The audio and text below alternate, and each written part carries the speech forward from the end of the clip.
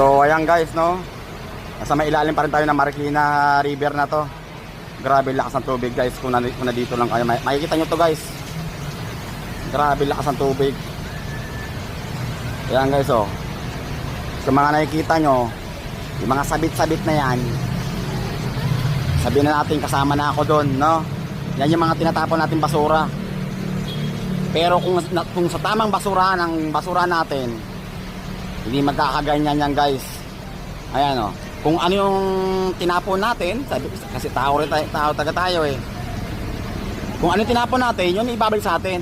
Di ba? Ay nako.